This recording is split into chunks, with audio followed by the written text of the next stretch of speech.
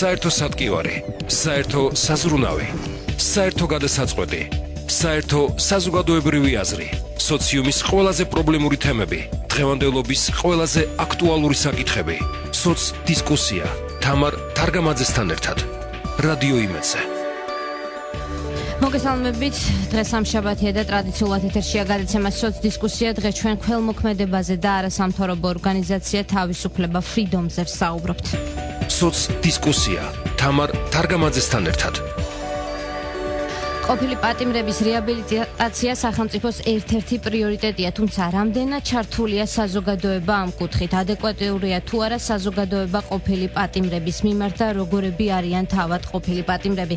გისოსებს გარეთ ცხოვრება გრძელდება. დღეს ჩვენ სწორედ ამ თემის ირგვლივ ვისაუბრებთ. ჩვენი გადაცემის სტუმარია არასამთავრობო ორგანიზაცია თავისუფლების დირექტორი მაია სალუქვაძე. შეგიძლიათ დაგვირეკოთ სტუდიის ტელეფონის ნომერზე 292 11 99 292 11 88. ასევე გააქტიურდით სოციალურ ქსელში ჩვენი მისამართია სოცდისკუსია რადიო იმედი, ასევე გამოგზავნეთ მოკლე ტექსტური შეტყობინება ნომერზე 91778. SMS გზავნილის ღირებულება შეადგენს თქვენი მობილური ოპერატორის სტანდარტულ ფას SMS სერვისით. რადიო იმედს უზრუნველყოფს კომპანია SMS-Co. მოგესალმებით, ქალბატონო მაია, პირველ რიგში მინდა გითხრათ მადლობა, რომ მონაწილეობთ ჩვენს გადაცემაში და მე მინდა საუბარი დავიწყოთ თქვენი ორგანიზაციის შესახებ. როდის შეიქმნა ეს ორგანიზაცია და მისი პირველადი მიზანი რა არის? მოგესალმებით, ქალბატონო თამარ, მივესალმებით თქვენს მსმენელს და პირიქით გმადლობთ, რომ დრო დაგვითმეთ და მოგვეცით საშუალება იმის გავაცნოთ ჩვენი გულის ტკივილი და მიზანი საზოგადოებას. რაც შეეხება ჩვენს ორგანიზაციას, არასამთავრობო ორგანიზაცია თავისუფლება ფრიდომ ჩამოყალიბდა 2013 წლის 6 სექტემბერს და მისი პირველადი მიზანია დავეხმაროთ პატიმრებს და ყოფილ პატიმრებს ერთად ვცვლოთ საუკუნის ტკივილს. ეს ჩვენი სლოგანია და მე მგონი ამ სიტყვებით ყველაფერი ნათქვამია საზოგადოებისთვის. და თუ რატომ მაინდა-მაინც პატიმრებისა და ყოფილი პატიმრების თემა არის ჩვენი უპირველესი მიზანი? ალბათ იმიტომ, რომ მე თვითონ ყოფილი მსჯავრდებული გახლავარ და საკუთარ თავზე გადავიტანე პატიმრობაც და შემდგომ ყოფილი პატიმრობაც. და ერთი რამ მოხდა ამ შემთხვევაში. ანუ პატიმარი ასე თუ ისე პატიმრობის პერიოდში სახელმწიფო ბალანსია და რაღაც კუთხით უზრუნველყოფილი არის, თუმცა პრობლემები სწორედ განთავისუფლების შემდგომ ეწყება ყოფილ მსჯავრდებულს. ინტეგრაცია, რეაბილიტაცია საზოგადოებაში, დასასაქმებელი ადგილების არპოვნა, საარსებო მინიმუმის არქონა და ესე შემდეგ. აი სწორედ ჩვენი ორგანიზაციის მიზანიც ის არის, რომ პატიმრებსაც და შემდგომ განსაკუთრებულად ყოფილ პატიმრებსაც დავეხმაროთ იმ კუთხით, რომ შევქმნათ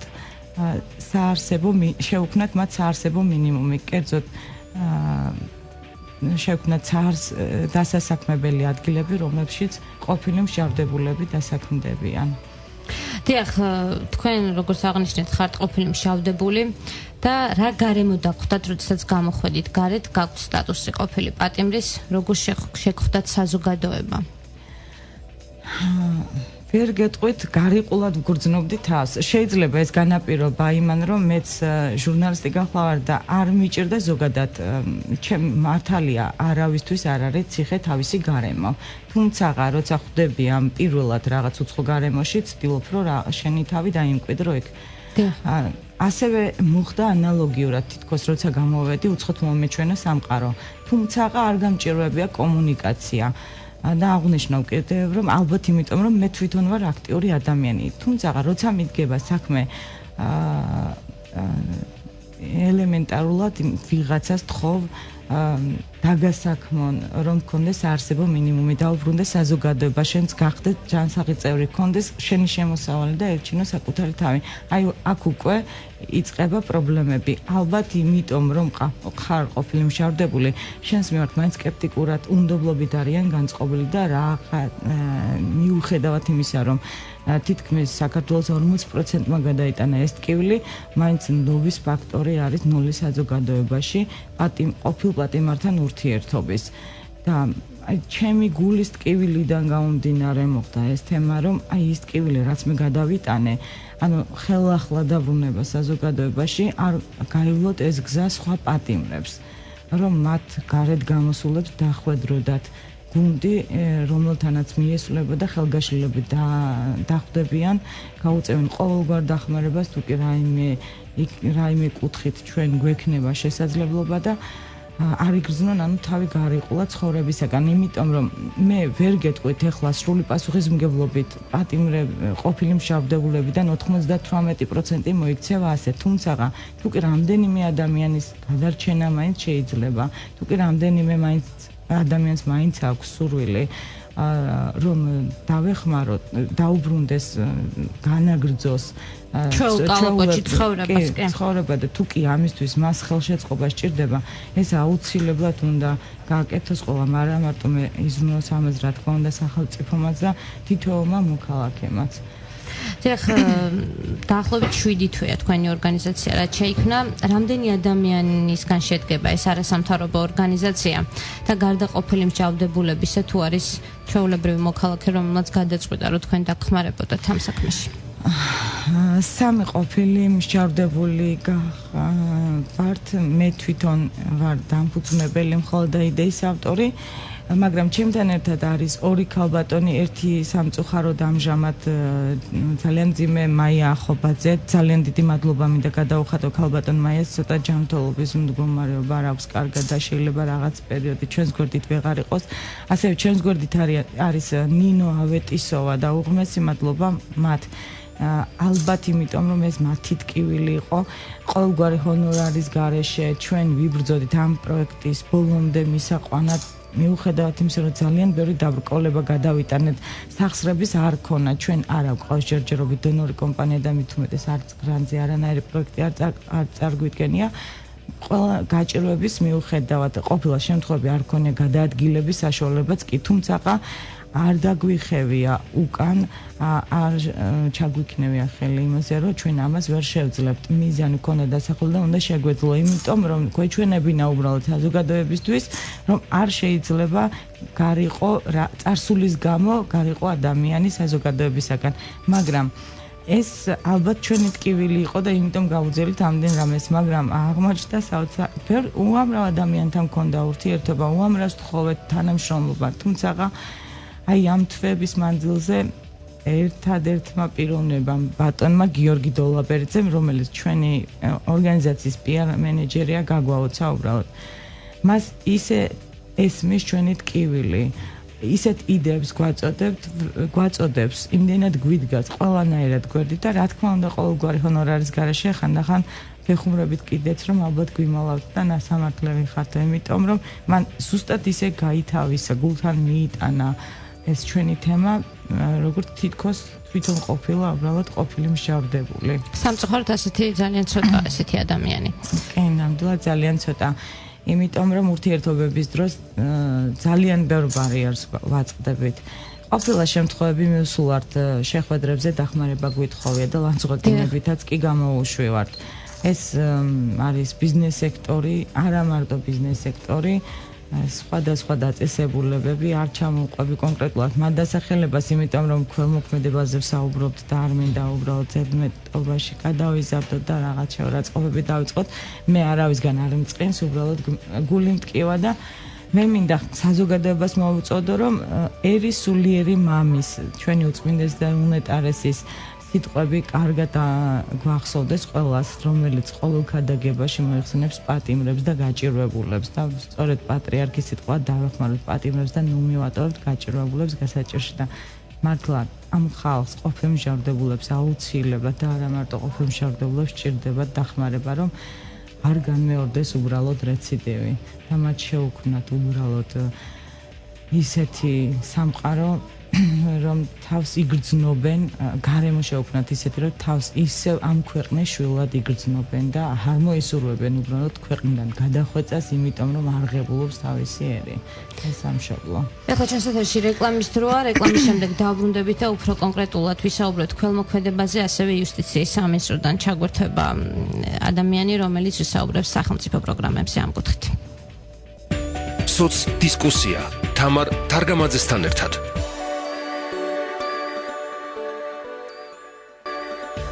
ჩვენ დავბრუნდით პირდაპირ ეთერში, ვსაუბრობთ ქველმოქმედებაზე და არასამთავრობო ორგანიზაცია თავისუფლება Freedom-ზე. თუ როგორ არის სახელმწიფო და კონკრეტულად იუსტიციის სამინისტრო ყოფილი პატიმრების დასაქმება რეაბილიტაციის კუთხით და ჩართული ამას ჩვენ სტუმრისგან შევიტყობთ სატელეფონო ხაზია იუსტიციის სამინისტროს დანაშაულის პრევენციის ცენტრის დირექტორი ბატონი ჯონი კვინიკაძე. მოგესალმებით ბატონო ჯონი, დიდი მადლობა რომ პირველ რიგში მონაწილეობთ ჩვენს გადაცემაში. მოგესალმებით და დიდი მადლობა ამ თემით დაინტერესებისთვის. ბატონ ჯონი, სამინისტროს ერთ-ერთი პრიორიტეტია ყოფილი მსჯავრდებულების რეაბილიტაცია და საზოგადოებაში მათი ინტეგრაცია. უფრო დეტალურად რომ გითხრათ, ამ დრომდე რა გაკეთდა და ასევე რა პროგრამებია ამ კუთხით? მოგახსენებთ, ესე იგი მე როგორც თქვენ აღნიშნეთ, წარმოადგენ დანაშაულის პრევენციის და ინოვაციური პროგრამების ცენტრს, რომელიც არის იუსტიციის სამინისტროს შემადგენლობაში. დანაშაულის პრევენციის ცენტრი რამდენიმე პროგრამას ახორციელებს, რომელთაგან ერთ-ერთი ყველაზე მნიშვნელოვანი არის ყოფილ მსჯავრდებულთა რეაბილიტაცია რესოციალიზაციის პროგრამა. ეს პროგრამა იუსტიციის მინისტრის ინიციატივით დაიწყო 2012 წლის ნოემბერში. და მიზნად ისახავს ყოფილ მსჯავრდებულთა რეაბილიტაციას და საზოგადოების სრულებიან წევრად დაბრუნებაში დახმარებას. ჩვენ რეაბილიტაციის რესოციალიზაციის პროცესს განვიხილავთ უწყვეტ ჯაჭვად, ანუ მომსახურებების რაღაცა კასკადი, თანმიმდევრობა, რაც პირველ ეტაპზე ეს აისახება ეს გულისხმობს სამედიცინო, მათ შორის ფსიქოლოგის მომსახურებას, ანუ ფსიქოსოციალურ რეაბილიტაციას, ხოლო ამის შემდეგ უკვე ყოფილი მსჯავრდებულის განვლილი გზის და განათლების მიხედვით მის პროფესიულ გადამზადებას და ბოლო ეტაპია უკვე დამსაქმებელთან ჩვენი რეკომენდაცია, ჩვენი შუამდგომლობა, რომ დავეხმაროთ დასაქმებაში. ანუ დასრული ყოფილი მსჯავრდებულის რეაბილიტაციის ბოლო ეტაპად ჩვენ განვიხილავთ მის დასაქმებას მუდმივ სამუშაო ადგილზე. და ამ ეტაპზე ალბათ თქვენ დაგაინტერესდებათ, დაახლოებით 70 ადამიანი ყოფილი მსჯავრდებული არის უშუალოდ ჩვენი ძალისხმევით დასაქმებული მუდმივ ადგილზე. ზოგადად 2012 წლის ნოემბრიდან ჩვენთან ასევე შეთხებულობაში ყოფილა 900-მდე ყოფილი მსჯავრდებული, ანუ სხვადასხვა ეტაპს გულისხმობს, ან სხვადასხვა ინტენსივობას, ანუ სამდღიანი ტრენინგი დაწყებული, სამთვიანი ინტენსიური ურთიერთობით და შეიძლება 6-თვიანი და ზოგიერთი დღემდე აგრძელებს ჩვენთან სხვადასხვა ჩვენს მომსახურებებით სარგებლობას. ბატონო ჯონი, უფრო კონკრეტულად რო გითხრათ, თუ არის ცნობილი, ესენი 70 ადამიანი დასაქმებულია კერძო სექტორში თუ სახელმწიფოს მხრიდან არის სამუშაო ადგილები გამოყოფილი? ესე ვთქვათ, ჩვენ უფრო მეტი შესაძლებლობა გვაქვს დავეხმაროთ სახელმწიფო სექტორში. თუმცა ნაწილი მათგანი დასაქმებულია კერძო სექტორში, ეს ბიზნესი იქნება თუ არასამთავრობო სექტორი. ჩვენი იუსტიციის მინისტრის პირადი ძალისხმევაც არის ამ საკითხში. ჩვენ თვითონ იუსტიციის მათი დიდი ნაწილი არის იუსტიციის სისტემაში დასაქმებული. მოგეხსენებათ, სამინისტროს აქვს ცენტრალური აპარატი და აქვს სიპები, ანუ სხვა საკუთრებო დაწესებულება, ან საჯარო სამსახური პირები, სწორედ ასე ვთქვათ, მათთან ურთიერთობა, რა თქმა უნდა, ჩვენ ვერ ავსვრო აიძულოთ, რომ ყოფილი მსჯავრდებული მიიღოს სამსახურში და ვინმე მიიღოს სამსახურში, მაგრამ უწევთ რეკომენდაციას ამ ადამიანის პროფესიულ გადამზადებაზე ზრუნავთ, ასე რომ მზა და ეფექტურ კადრს ვაწყდით. ამას ემატება ისიც, რომ ჩვენ მაშინ მოკლედ გეტყვით ეტაპს აქამდე რაც უნდა გაიაროს, ანუ ყოფილი მსჯავრდებული რომ როდესაც განთავისუფლდება, მასთან ინდივიდუალურად მუშაობს ჩვენი სოციალური მუშაკი. ანუ მას ის უდგენს ფსიქოსოციალურ პორტრეტს, ანუ მასთან ხშირი შეხვედრებით, ოჯახის წევრთან შეხვედრებით, მეზობლებთან, ძველ სამუშაო ადგილას, ანუ სრული ბიოფსიქოსოციალური პორტრეტი იქნება და ამის საფუძველზე ჩვენი სოციალური მუშაკი და თუ საჭირო სხვა პროფესიონალის დახმარებით ადგენს რეაბილიტაციის ინდივიდუალურ გეგმას. აი ამ გეგმის მიხედვით, რაც სხვადასხვა მომსახურებებში მონაწილეობას გულისხმობს, ანუ თუ ყოფილი მსჯავრდებული სრულად გაევლეს ამ ეტაპს, ანუ იქ არის ძირითადად ისე ტრენინგები, როგორც არის მაგალითად ბრაზის მართვის ტრენინგი, ასოციალური ქცევის დაძლევის ტრენინგი და მე უკვე პროფესიული გადამზადება და ასე შემდეგ. აი ამ სრულად როცა გეგმას გაევლის, ინდივიდუალურ გეგმას, ჩვენი სოციალური მუშაკი უწევს რეკომენდაციას ამ შემთხვევაში ჩვენი ორგანიზაცია, ჩვენი დანიშნული პრინციპი ცენტრი უწევს რეკომენდაციას დამსაქმებელთან. და როგორც ასე ამ რეკომენდაციას უფრო ხშირად ითვალისწინებენ იუსტიციის სამინისტროს შემოვალი ორგანიზაციები, მაგრამ როგორც გითხარით, არის შემთხვევები, როდესაც ჩვენი რეკომენდაცია, ასე ვთქვათ, გაუჭრია და ეფექტი იქონია არასაჯარო დაწესებულების საკრებად. დიახ ბატონო ჯერ რაც შეეხება ასეთი ტიპის არასამთავრობო ორგანიზაციებს, როგორც თავისუფლება ფრიდომია. რამდენად ბევრია ყოფილი მსჯავრდებულების მხრიდან შექმნილი არასამთავრობო ორგანიზაცია? ჩვენ ვიცით, საზოგადოებამ იცის, რომ ბევრი არის ორგანიზაციები, რომლებიც უშუალოდ პატიმრებთან დაკავშირებით მუშაობენ, მაგრამ ისინი არ არიან ყოფილი მსჯავრდებულები. რაც შეეხება ქალბატონი მაიას ორგანიზაციას, თქვენ როგორ არის ჩართული თქვენი ცენტრი მათთან, როგორ თანამშრომლობთ? ესე იგი ჩვენი თანამშრომლობა ქალბატონ მაიას ორგანიზაციასთან ასე ჩანასახის სტადიაშია, ჩვენ გეგმავთ თანამშრომლობის მექანიზმებს. ზოგადად ჩვენი მიდგომა ესეთია, რომ ეს კომპლექსური პრობლემაა, მოგეხსენებათ რა რაოდენობით ყოფილ მსჯავრდებულზეა საუბარი. ამას მხოლოდ იუსტიციის სამინისტრო და მთლიანად სახელმწიფო საჯარო სექტორი ვერ გადაჭერს, ერთობლივი ძალისხმევით უნდა მოხდეს, მათ შორის ბიზნეს და არასამთავრობო სექტორთან, ასე რომ მხოლოდ მივესალმებით მსგავსი ორგანიზაციების შექმნას.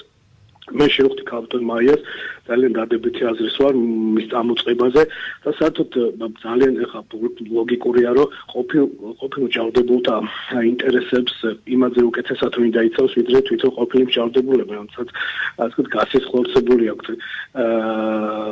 ეს პრობლემა კარგად წარმოუდგენიათ რას ნიშნავს მრავალი წლის განმავლობაში საჯავხოს დაწესებულებაში ყოფნა იმ პირობებში, რა პირობებშიც ისინი იმყოფებოდნენ ხელისუფლების შეცვლამდე და მათი საჭიროებები, ანუ მრავალმხრივი საჭიროებები და ეს არ არის მხოლოდ სამუშაო ადგილის გამოძებნა, მაგრამ ერთ-ერთი მთავარი არის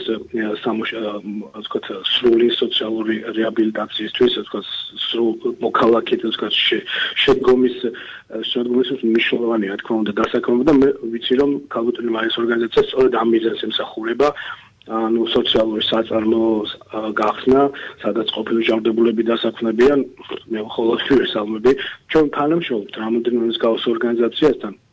უნდა ესეც ანალოგიურად რაღაცა თქვა ჩანასახავა სტადიაში, იმიტომ რომ ეს ორგანიზაციები უფრო უნდა ჩამოყალიბდნენ, თქვა სტრატეგია დაწერონ თავისი განვითარების და ამ შემთხვევაში აუცილებლად მოიძებნება ჩვენი თანამშრომლობის და გადაკვეთის გზები. დიახ ბატონო ჯონი, კიდევ ერთი კითხვა მინდა დაგისვათ, თქვენი აზრით, რამდენად როგორც სახელმწიფო სტრუქტურის წარმომადგენელი, საზოგადოება რამდენად ადეკვატურია ყოფილი მსჯავრდებულების მიმართ? ძალიან კარგი შეკითხვაა და სამწუხაროდ ამმართველები ძალიან ბევრია სამუშაო, სტიგმა, სტერეოტიპი ყოფილი მსჯავრდებული მიმართ, შიში ყოფილი მსჯავრდებულის მიმართ, ალბათ ყველა საზოგადოების გამოხასიათებელ, მათ შორის საქართველოშიც. მიუხედავად იმისა, რომ ბოლო პერიოდში უკვე გავრცელდა აზრი, რომ ძალიან ბევრი ადამიანი უდანაშაულოდ იხდიდა სასჯელს, მაინც არსებობს გარკვეული სტიგმა და ჩვენ ძალიან ბევრს მუშაობთ, ჩვენი ცენტრი იუსტიციის სამინისტრო ზოგადად იმის ასახსნელად მოქალაქეებისთვის, რომ ყოფილი მსჯავრდებულების ნაწილი საერთოდ უდანაშაულოდ იხდიდა სასჯელს, მაგრამ ის მსჯავრდებულებიც კი, რომლებსაც რეალურად აქვს დანაშაული ჩადენილი, მათ მიმართ სახელმწიფო იმდენად სასტიკი იყო და იმდენად არაადეკვატურად მძიმე სასჯელი მიიღეს იმ ჩადენილი დანაშაულის გამო, რომ აბსოლუტურად ყველა ყოფილი მსჯავრდებული, ვინც მრავალი წლის განმავლობაში ქართულ დაწესებულებებში სასჯელს იხდიდა, ჩვენს თანაგზნობას მოითხოვს, შემწყნარებელი უნდა ვიყოთ მათ მიმართ, რადგან მსგავსი ეს შეიძლება შეეხოს ჩვენს ახლობელს, ჩვენს ოჯახის წევრს და ეს ამ მიმართულებით ბევრია სამუშაო. გეთახმებით სხვათა შორის აი მსგავსი ორგანიზაციები როგორც არის თავისუფლება, ქალბატონ მაიასი ამ სტერეოტიპის დანგრევას ხელს უწყობს, იმიტომ რომ ეს ქალბატონი მაია და მის მსგავსი ადამიანები თავისი თქვათ ესეთი პოზიტიური აქტივობით, არა პასიური მოლოდინში არიან, რომ საზოგადოებაში ამიშა, არამედ თვითონ ახდენენ ამ ცვლილების აგენტები არიან. ამას ხელს უწყობენ და ძალიან კაია თუნდაც ამ მიმართულებით, ამ სტერეოტიპების დასასრულებლად მსგავსი ორგანიზაციების შექმნა და მე ძალიან გამიხარდება თუ ეს ორგანიზაცია ფეხზე დადგება და ასე ვთქვათ რაღაც დიდ როლს შეასრულებს. და ბოლოს შეკითხვა ბატონო ჯანი, სამომავლო გეგმებზე მინდა რომ გკითხოთ თუ არის გარკვეული ახალი პროექტები დაგეგმილი ამ კუთხით ზოგადად თქვენი ცენტრის. დიახ, მოგეხსენებთ, უნდა გითხრათ რომ თქვათ მრავალმხრივი არის ჩვენი ჩარევა ამ მიმართულებით. ერთ-ერთი არის იუსტიციის სამინისტროს საგრანტო პროგრამა. შეიძლება საქმის კურსში ხართ, ჩვენ ბიზნეს გრანტებს გავცემთ ყოფილი მშრალდებულებისთვის. ანაზღაურებადი სტაჟირებები გვაქვს. ეს პროგრამები აი ბოლო ფაზაში, ანუ 2013-ში ეს იყო პილოტური ხასიათის, უმრავლესობამ ძალიან პოზიტიური შედეგი გამოიღო და 2014-ში გაცილებით უფრო დიდი თანხაა გამოყოფილი. იუსტიციის სამინისტროს 300,000 ლარი აქვს გამოყოფილი აი ამ მიმართულებით და ამ საგრანტო პროგრამებიდან აქცენტი გაკეთება მათ შორის ბიზნეს გრანტებზე, ანუ ყოფილი მშრალდებულის როგორც გითხართ ეს რეაბილიტაცია სრული კურსით, რაც გულისხმობს ფსიქოსოციალურიდან დაწყებული პროფესიულ გადამზადებას და აი ამ მიმართულებით ბიზნეს გრანტები 2013-ში დავწუნდით რომ ამართლებს ეფექტურია და 2014-ში ერთ-ერთი მთავარი აქცენტი ამ მიმართულებით გაკეთდება. გარდა ამისა ერთ-ერთი სიახლე ამ მიმართულებით იქნება ის, რომ იუსტიციის სამინისტრომ დანიშნულების პრევენციის ცენტრი იმუშავებს არა მხოლოდ ყოფილ ჯავრდებულებთან, არამედ მათი ოჯახის წევრებთან, რადგან ჩვენ მათი ოჯახის წევრების დახმარებასაც განვიხილავთ როგორც ყოფილი ჯავრდებულის რეაბილიტაციას, მაგალითად უკვე ხელი მოეწერა და ინტენსიურად დაიწყება ეს კურსები, მაგალითად ინგლისური სწავლების კურსები ყოფილი ჯავრდებულის ოჯახის წევრებისთვის. მოგეხსენებათ ძვირადღირებული სიამოვნება კარგი ინგლისურის პედაგოგი ყოფილ ჯავრდებულს ამის საშუალება არ აქვს და ჩვენ მას ვეხმარებით იმით რომ მის შვილს ინგლისურს ვასწავლით. ანუ ეს მრავალმხრივი მიდგომა იქნება რეაბილიტაციის პროცესის მიმართ. ძალიან დიდი მადლობა ბატონო ჯანი, რომ მონაწილეობდით ჩვენს გადაცემაში. მე მინდა წარმატებები გისურვოთ. პირდაპირ ეთერში საუბრობდა იუსტიციის სამინისტროს დანაშაულის პრევენციის და ინოვაციის ცენტრის დირექტორი ბატონი ჯონი კვინიკაძე. ქალბატონო მაია დაუბრუნდით სტუდიაში, ჩვენ მსმენელებთან ერთად გავაგზავნოთ საუბარი. კონკრეტულად მინდა იმ საქველმოქმედო აქციაზე ვისაუბროთ, რომელიც დაგეგმილია ამ თვეში. უფრო კონკრეტულად რა რიცხვში, რა ტიპის საქველმოქმედო აქციაა, ვინ იღებს მონაწილეობას და დეტალები რომ მოუყვეთ მსმენელს. დიახ, ბატონ ჯონის უღრმესი მადლობა მინდა გადაუხადო ესეთი ჩვენი ორგანიზაციის მიმართ ესეთი კეთილი განწყობისთვის და მე იმედი მაქვს ჩვენი თანამშრომლობა მართლა შედგება და ერთად უამრავ კარგ საქმეს გავაკეთებთ. ეხლა რაც შეეხება ღონისძიებას, რომელიც 25 მარტს სპორტის სასახლეში გაიმართება.